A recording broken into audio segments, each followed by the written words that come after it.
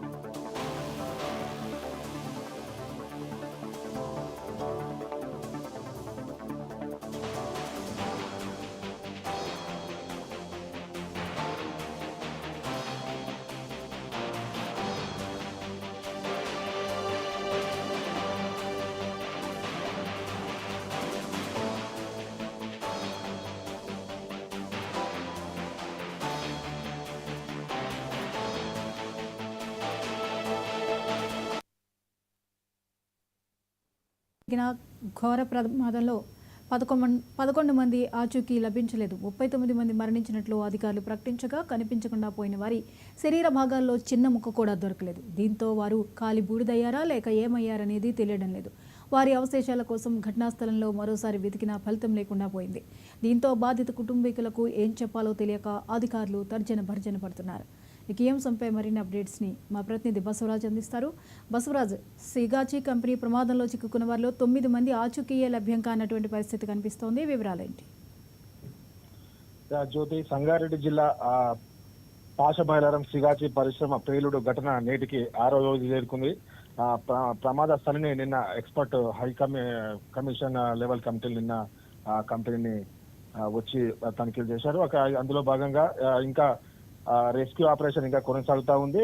భవన శిథిలాలు తొలగిస్తున్న SDRF, హైడ్రా సిబ్బంది ఇంకా ప్రమాద సమయంలో 143 మంది ఉండగా ఇంకా 9 మంది ఆచూకైతే లభ్యం చెప్పి ఇప్పటికీ అధికారులు చెప్తా ఉన్నటువంటి పరిస్థితి. ఇప్పటికీ ప్రమాదంలో 39 మంది మృతి చెందగా 34 మంది మృతదేహాలను గుర్తించినట్టు చెప్తా ఉన్నారు. పటాన్చెరు ఏరియా ఆసుపత్రిలో ఇంకా 5 మృతదేహాలు గుర్తు తెలియని మృతదేహాలు అయితే ఉన్నాయి.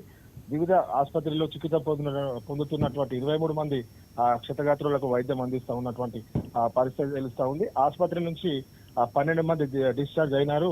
ప్రమాదం నుంచి సురక్షితంగా 60 మంది బయట పడిపోయారు కార్మికులు అని చెప్పి కలెక్టర్ అయితే చెప్తా ఉన్నటువంటి పరిస్థితి అయితే కనిపిస్తా ఉంది. నిన్న 38 మందికి చేరినటువంటి మృతుల్లో తాజాగా నిన్న 39కి చేరింది.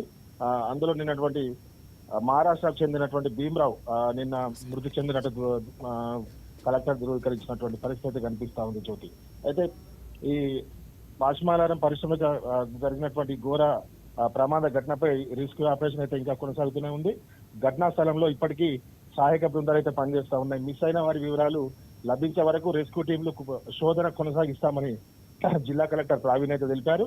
ప్రస్తుతం ఇంకా 9 మంది ఆచూకీ లభ్యం కాలేదని, వీరి కోసం మృతదేహాల శేషాలు, వ్యక్తిగత వస్తువులు, ఆధారాలు అంటే ఏది దొరికినా అన్నిటి వరకు సేకరించి అవసరమైన DNA శాంపిల్స్ ల్యాబ్ కు పంపించడం జరుగుతుందని చెప్పారు. డంపింగ్ చేసినటువంటి ప్రాంతంలో కూడా ప్రత్యేక బృందాల్లో శోధన కొనసాగుతున్నాయని కూడా చెప్పినటువంటి పరిస్థితి తెలుస్తా ఉంది. ఇప్పటి వరకు 39 మంది మృతులను డిక్లేర్ చేశారు. ఇందులో 5 మందిని గుర్తించలేదని, మృతదేహాలకు సంబంధించినటువంటి రిపోర్ట్లు వచ్చే వరకు వేచి చూస్తామని చెప్పి చెప్తున్నటువంటి పరిస్థితి తెలుస్తా ఉంది. జ్యోతి, అయితే బసవరాజు, మరి 9 మంది పరిస్థితి ఏంటి? వాళ్ళ గురించి ఎటువంటి ఇన్ఫర్మేషన్ లేదు. ఈ విషయంలో మరి అధికారులు ఏం చేయబోతున్నారు? ఇప్పటి వరకు 9 మంది ఇంకా వెతికే ప్రక్రియ అయితే కొనసాగుతా ఉంది. ఆఖరి వ్యక్తికి దొరికేంత వరకు కూడా ఈ రెస్క్యూ ఆపరేషన్ కొనసాగుతుందని చెప్పి జిల్లా కలెక్టర్ ప్రవీణ్ అయితే తెలిపారు. అధైర్యపడొద్దు, ఇప్పటికీ ఇంకా 6 రోజులైంది, మరొక ఇవాళ కానీ రేపు కానీ వరకు మొత్తం రెస్క్యూ ఆపరేషన్ ద్వారా వెలికి తీయొచ్చు అనే భావనతోని జిల్లా అధికార యంత్రాంగం అయితే పనిచేస్తున్నటువంటి పరిస్థితి తెలుస్తా ఉంది.